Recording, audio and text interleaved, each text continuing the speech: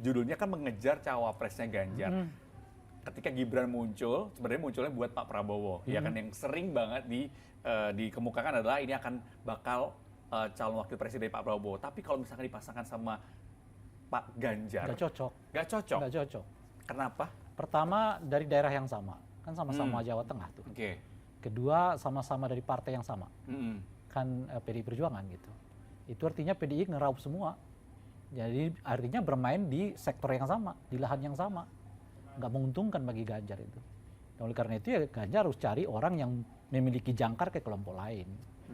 Nah, entah itu misalnya wilayah, entah itu asosiasi terhadap kelompok agama, ya, dan sebagainya gitu. Nah, dalam konteks ini kans Gibran kalau misalnya pun dibolehkan ya 35 tahun itu hanya 20% kalau Pak Ganjar itu. Nggak cocok. Jadi istilah saya itu ada 4 varian kan. Ada 4 faktor orang dipilih sebagai calon wakil presiden itu. Pertama elektabilitas. Soal ini Gibran punya lah kan. Ya. Kedua isi tas. Saya nggak tahu apakah Gibran punya isi tas atau tidak ya kan. Yang ketiga adalah soal dia memiliki asosiasi yang kuat dengan organisasi-organisasi agamaan tertentu di Indonesia gitu. Khususnya ke NU apapun ke Muhammadiyah. Karena NU itu ya 60 jutaan, Muhammadiyah itu sekitar 30-40 jutaan gitu. Itu besar sekali gitu. Nah yang keempat adalah soal apakah ia bagian dari elit partai politik atau tidak. Saya kira dari 4 varian ini, hanya satu yang dimiliki oleh Gibran kan. Dia punya elektabilitas. Soal isi tas kita nggak tahu. Asosiasi dengan kelompok agama nggak ada rasanya kan.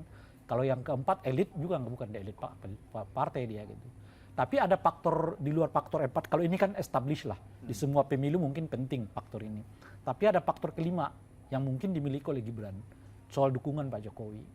Gitu. Nah, dari artinya 2 dari 5 kemungkinan kriteria dimiliki oleh Gibran. Tapi kalau dilihat dari soal sektor strategisnya atau tidak, nggak strategis. Karena sama-sama dari Jawa Tengah, ya kan, sama-sama dari partai yang sama gitu.